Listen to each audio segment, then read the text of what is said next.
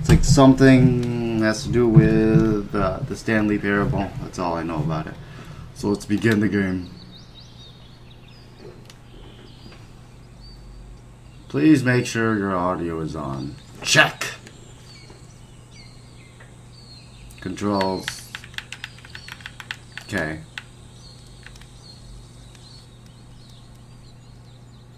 Hi there. Thank you very much for playing the Beginner's Guide. My name is Davey Reedon. I wrote the Stanley Parable, and while that game tells a pretty absurd story, today I'm going to tell you about a series of events that happened between 2008 and 2011. We're going to look at the games made by a friend of mine named Coda. Now, these games mean a lot to me. I met Coda in early 2009 at a time when I was really struggling with some personal stuff, and his work pointed me in a very powerful direction. I found it to be a good reference point for the kinds of creative works that I wanted to make. So just to start you off, this is, I think, the first game he ever made. It's a level for CounterStrike. You can walk around here, by the way. And mostly it's just Coda learning the basics of building a 3D environment. But what I like is that even though he starts from the simple aesthetic of a desert town, he then scatters these colorful abstract blobs and impossible floating crates around the level. And of course, it destroys the illusion that this actually is a desert town, and instead this level becomes a kind of calling card from its creator. It's like a reminder that this video game was constructed by a real person. And it kind of makes you wonder, what was going through his head as he was building this? This is what I like about all of Coda's games. I mean, not that they're all fascinating as games, but that they are all going to give us access to their creator. I want us to see past the games themselves. I want to get to know who this human being really is. And that's exactly what we're going to do here. So, it's 2008, Coda starts making these games, and he never releases any of them. He doesn't put them onto the internet, he just makes them and then immediately abandons them, and they sit on his computer forever. And I think he really understood this image of himself as a recluse. At one point, he jokingly renamed his computer's recycling bin to Important Games Folder. So, you know, this was just how he worked. He tended to crank them out one after the other without even really pausing to try to understand what he had just made, until suddenly one day, he just stopped. In 2011, that was it. He made his last game, and then he hasn't made another one since. And that's why I've taken this opportunity to gather all of his work together, is because I find his games powerful and interesting, and I'd like this collection to reach him, to maybe encourage him to start creating again. And if the people like you who play this also happen to find his work interesting, then I'm sure it'll just send that much stronger of a message of encouragement to Coda. So thanks for joining me on this. If you have a particular interpretation that I haven't mentioned here, or if you just need to get in touch, you can email me at daveyWreden@gmail.com. Okay, that's about it for introduction. Let's take a look at Coda's first proper game. As each game is loading, I'll show you the date that it was completed. This first one was made in November 2008. Ooh. So this is obviously a narrative game, so yeah. Whisper machine active. Warning. Whisper machine active. Shift to structure imminent. This game is called Escape from Whisper, and it's one of the more generic games you'll see from Coda.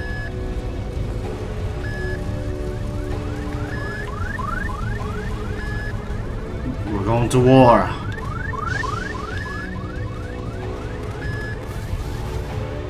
Security hull breached.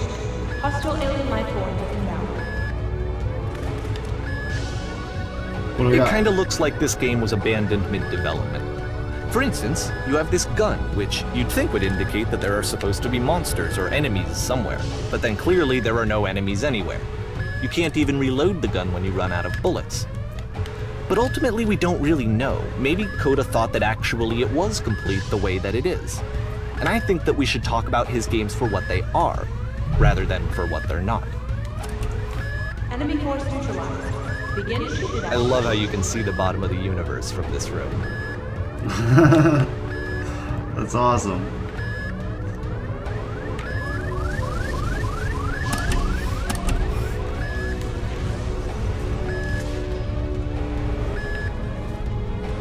Apparently, this space station has a labyrinth on it.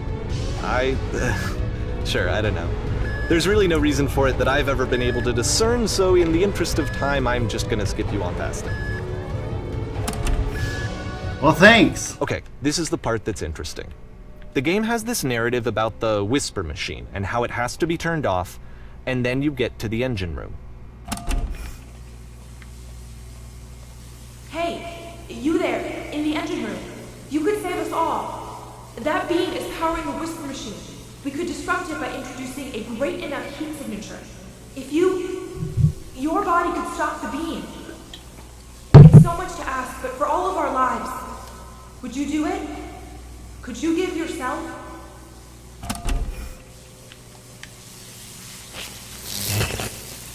Let me pause here for a second.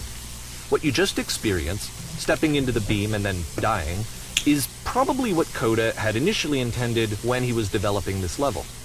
But when he first compiles and plays it, something goes wrong. There's a bug somewhere. And this is what happens instead.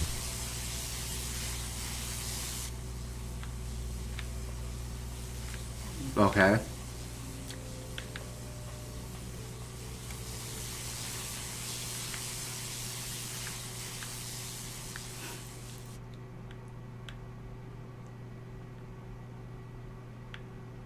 The beam causes you to start floating. And this is an important moment for him. Because yes, this is technically a glitch, but Coda identifies something human about it. Like how small it makes you feel in the face of this larger chaotic system. Or this floating could be the afterlife, a peaceful place, juxtaposed against all of the hysteria that you've just had to traverse. I don't even know. I have no idea what he was thinking, but what's clear is that after making this, something lodges itself in his brain. He wants to do more of these really weird and experimental designs. So he stops work on this and moves on to a stream of tiny little games that go in all sorts of directions. Let's go ahead and take a look at the first game he made after leaving this one behind. Loading. Okay.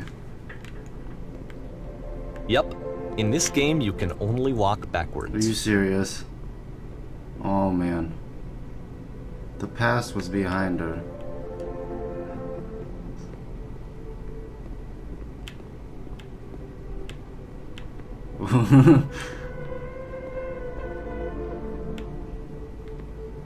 So it's a short and relatively minimalist experiment combining motion and narrative.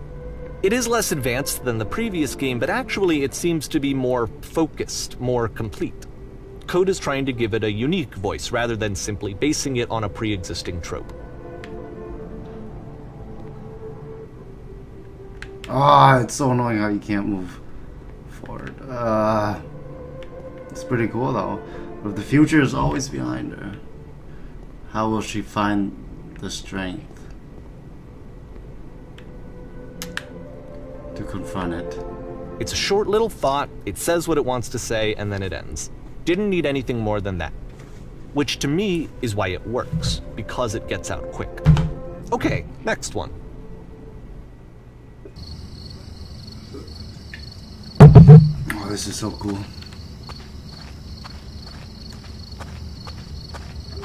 You are now entering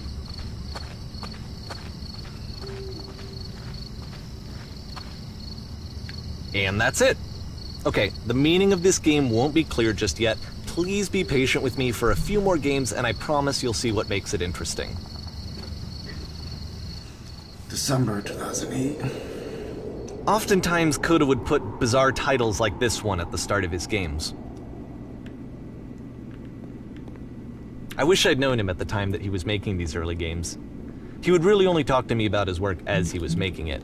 Once he stopped work on a game, like, that was it. It was dead to him. And I don't agree with that at all, but what are you gonna do? Why am I going slow? Once you've been slowed to an absolute crawl, the door at the top of the stairs opens. So why, if Coda's not showing these games to anyone, why bother opening the door at all? Well, to show you, I'm modifying the game here so that when you press the use key on your gamepad, it'll bring you back up to full speed so you can enter the door for yourself.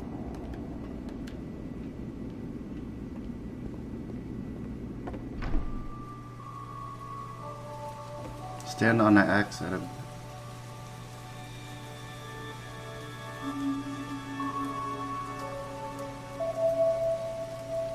A room that's warm and nice and filled with little ideas for games.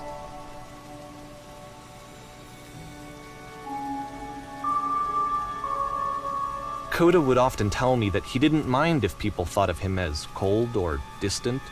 He said that he knew that he was actually a vibrant and compassionate person, but that it takes time to really see that. It can be a very slow climb to get there.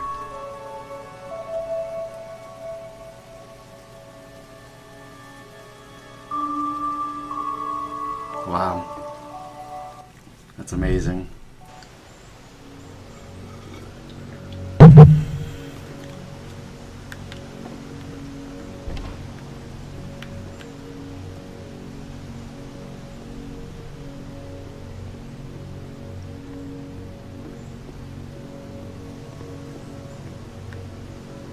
Well, this is new for Coda. It's an actual puzzle.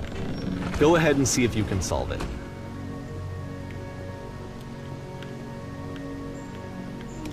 What puzzle?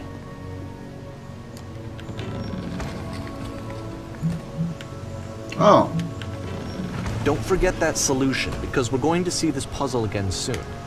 We're gonna see it a lot.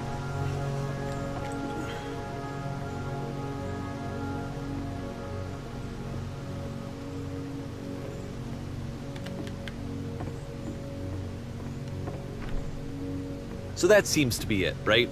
You walk down a corridor, you solve a puzzle, you get to the end. Simple enough. Alright, now I'm going to modify the game again, so that when you press the use key on your gamepad, it'll remove all of the walls from this room.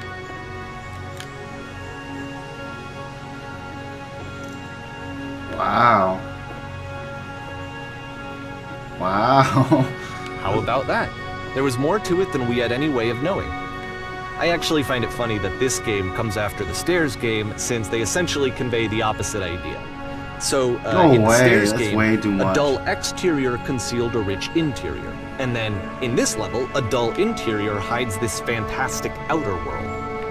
Either way, I think that the point is the same, is that most of the time you don't get to know what you're missing, or even that you're missing anything. That's not your role as a player. So if your role here is not to understand, then what is it?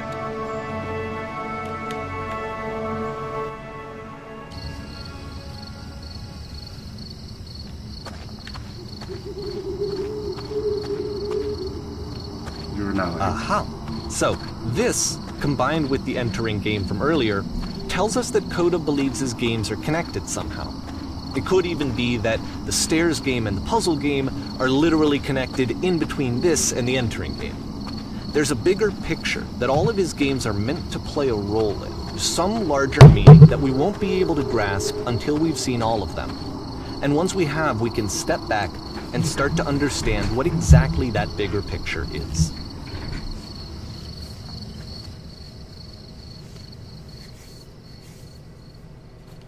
The Great and Lovely Descent. Ooh. Oh, I want to make games one day. This is awesome. Just make your own imagination. Let's talk about video game development for a second.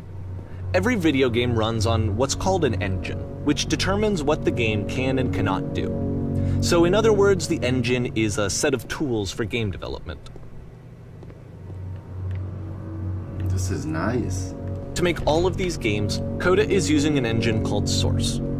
Like all engines, Source has certain things that it does well, and it has certain things that it does poorly. One of the things that it does very well is boxy linear corridors. That's why so many of Coda's games are set in these large, flat, empty rooms, is just because he's working with what the engine does well. The tools available to the creator shape what kinds of creative work they're going to end up making. you might consider paying attention to the architecture in Coda's games, to notice how they seem to stem from an engine that's very good at producing linear, boxy corridors.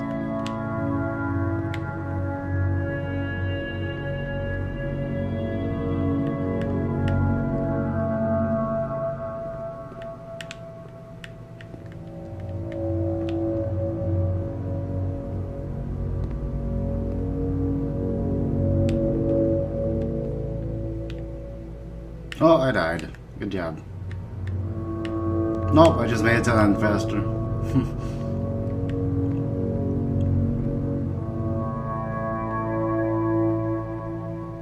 Oh, it's like a glass tube.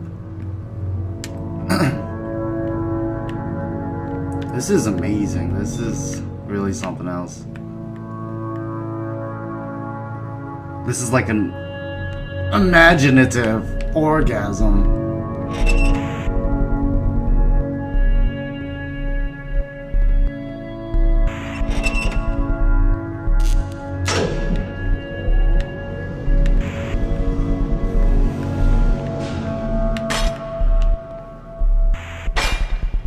This prison, funny enough, in Coda's original design, the doors stayed shut for a full hour before letting you go. If you don't mind, I think we're gonna skip that.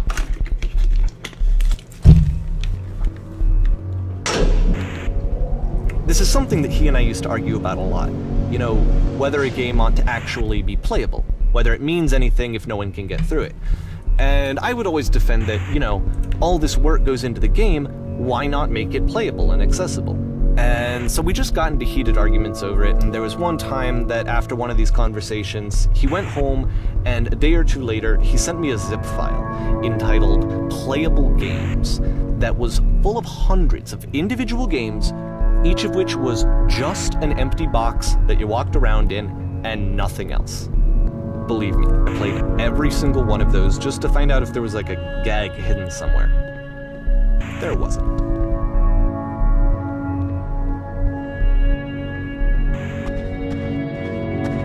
Three dots. It's the puzzle again, with the exact same solution as the last time.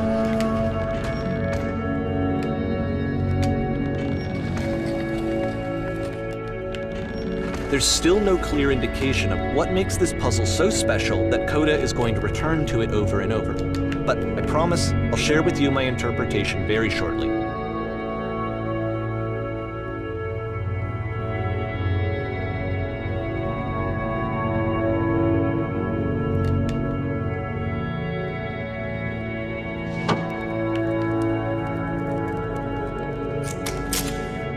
You did. Here, Coda begins using a kind of dialogue system that he fashioned out of the engine's chat capabilities. Use the buttons on your gamepad to respond.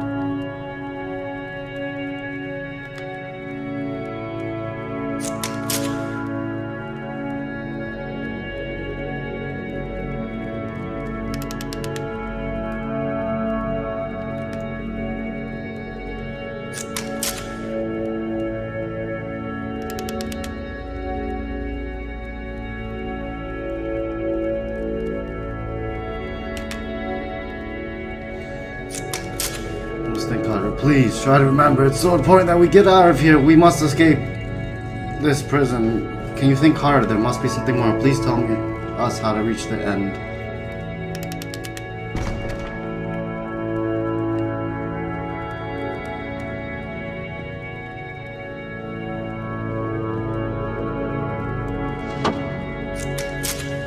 Hello, how did you get in? What was the puzzle you had to pass through?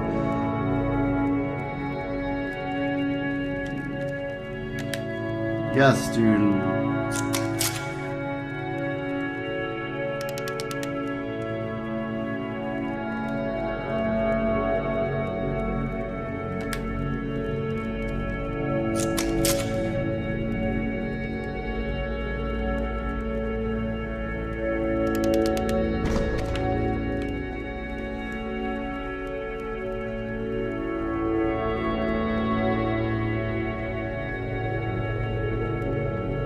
And so we make one last descent down to the final floor of the level.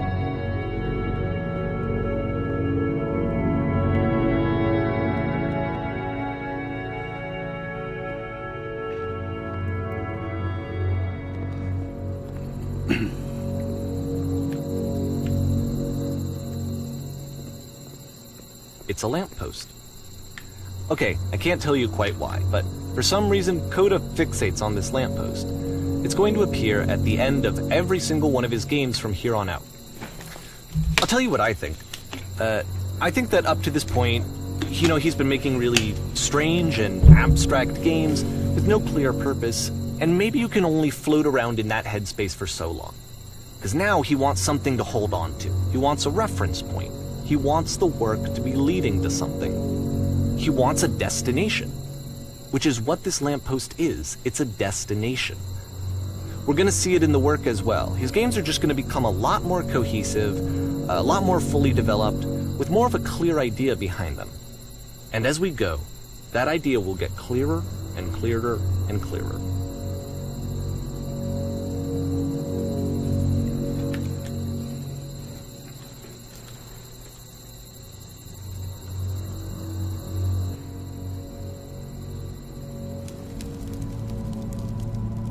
This game is connected to the internet. As you walk around, you can leave notes. All notes you see are left by other players.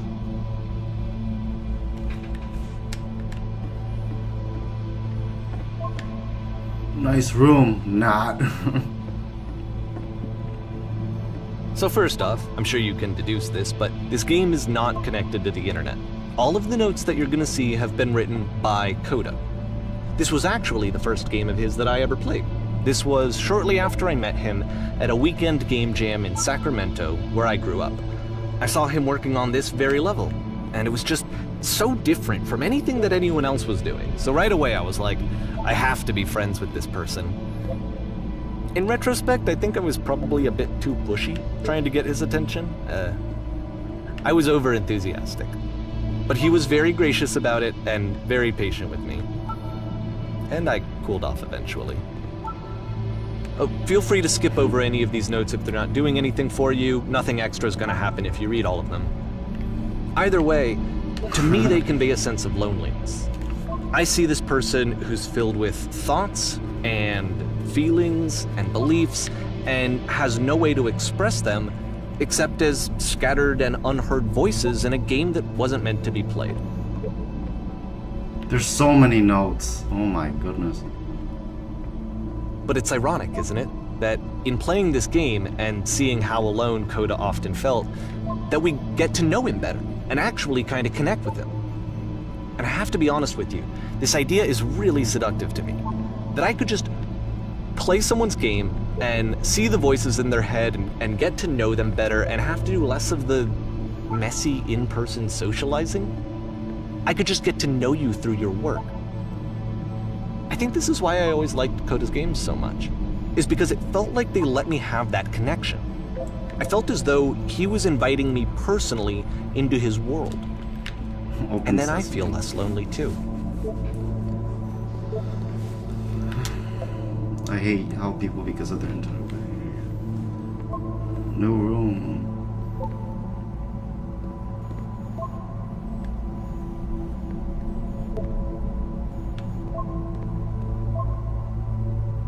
This is where I get off. I failed to write anything. Stop, turn breath on misery. This is pretty depressing.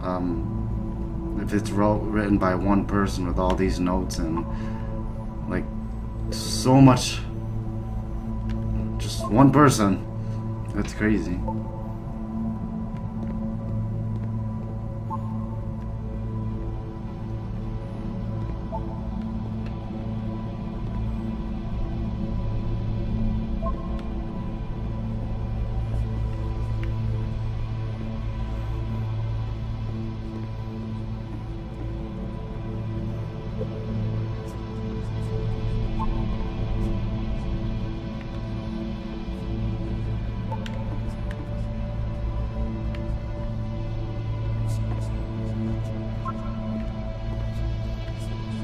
Cabbage shapes our nation. Devil.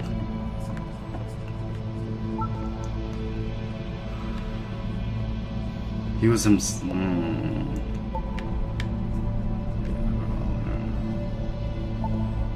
Must be a reason for them. His terrible secret, he kept it well. I beat the game. More room. At the end of this level, we're going to see the puzzle again. And here, I'll tell you what I think the puzzle means. Each of these games represents an idea that was on Coda's mind at the time that he was making it. And the puzzle is a way of closing the door on a previous chapter of his life before moving on to the next one. In each of his games, after exploring a theme that, he might find difficult, Coda can then place this puzzle that he knows has a reliable solution, he understands exactly how it works, and so it gives him a simple mechanism for moving on.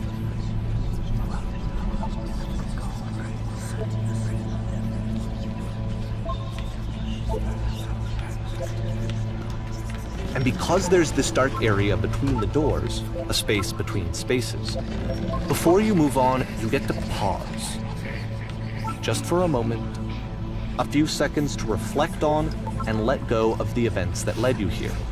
To step back and connect the pieces together. To grasp at that elusive bigger picture.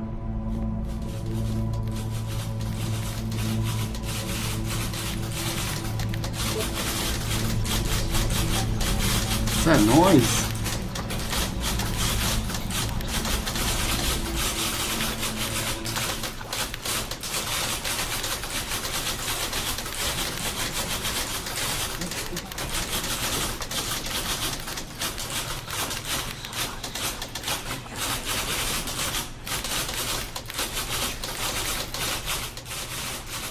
I think this game is just creepy now. Okay, this one is tough. It's gonna kinda just spin its own wheels for a few minutes. Hang with it.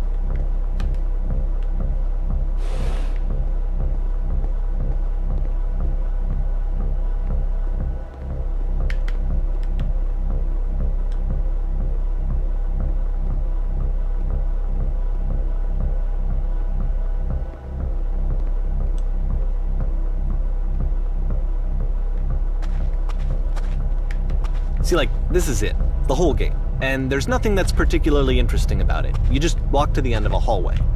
Except, for some reason, Coda gets really fixated on this prison that has all of this modern furniture.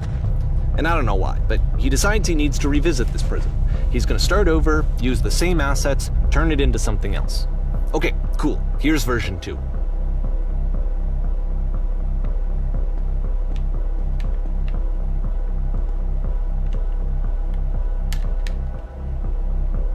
Center of the room. They didn't put a giant hole. Okay, now about along the wall of the room. I'd really like a washing machine. That's cool, you don't even have to listen to me. Skylight. Tulsa coils, yeah!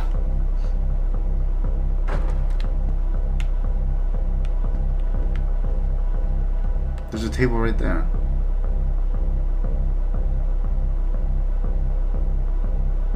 I'm pretty sure none of my choices are making a difference.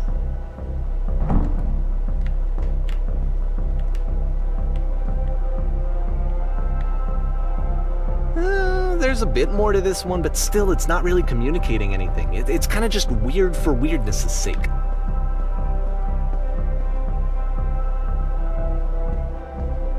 So okay, he throws it out and starts over. This time he comes at the prison idea from a different direction.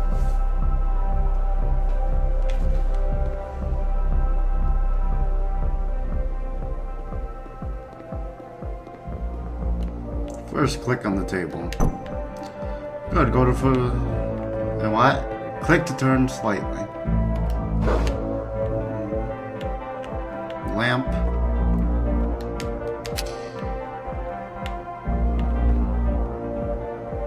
Turn the floor lamp into the floor lamp. Now go to the left side of the sofa, move it over a little. Finally, touch the shelves.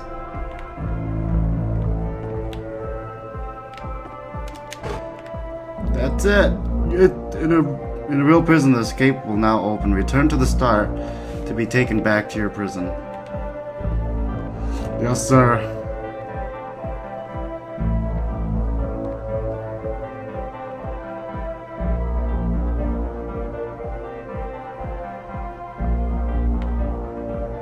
And of course, now the table is gone and you can't begin the chain of events to escape. Here's a version where there are no bars, but you can't actually get to the well. And then a version where the inside of the prison is the outside and the outside is the inside. Oh. Let me just blink you real quick through a few more of these. I mean, he really unloaded on this prison idea. There's nearly a dozen of them. Personally, I think it's awful to watch this, to see a person basically unraveling through their work. And for what? Like, at what point do you just go, maybe there are game ideas other than this prison that I could be working on? But Coda doesn't have that voice telling you to stop, that particular mechanism of defense against yourself. Without it, you just spiral. And so he keeps going and going and going and going and going, and then he hits on something. And he likes it. And that's it. He's done. He stops making prisons. This is the very last version of the prison game that he created, and the reason I think it works is that the prison is not actually in it.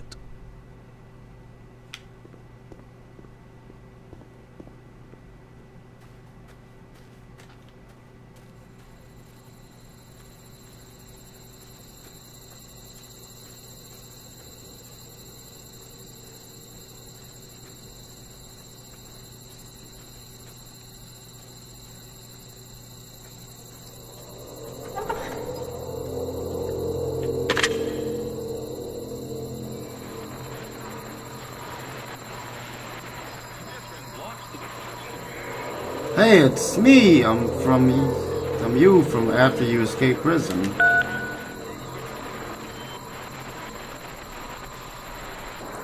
I mean, I don't really want to see this outside because it reminds me of some horror stuff. I really don't want to, like, just look at the phone. It's a conversation. And so this is what Coda wants, is to be able to talk to someone, to share what's on his mind, and to get some good advice from someone who knows. But the irony is that even in this scenario, you're still talking to yourself. You know, all of these games so far are Coda talking to himself.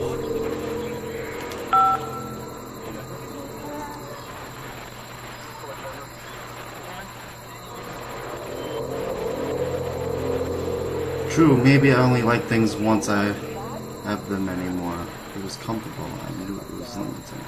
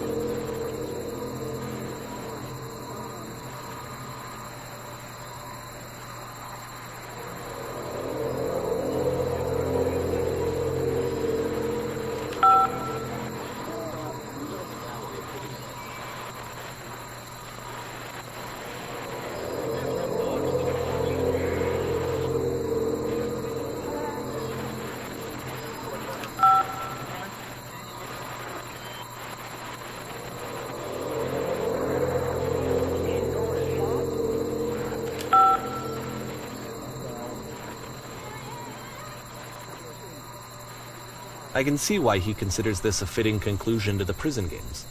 After all of the obsession and frustration, just to be told by someone you can trust that things are going to be okay. Wouldn't that be nice? August 2009. So what would it look like if Coda wanted to make a game about talking to someone other than himself? I'm gonna end the game here. Hopefully I can, I'm on chapter 10. I'm gonna continue on later.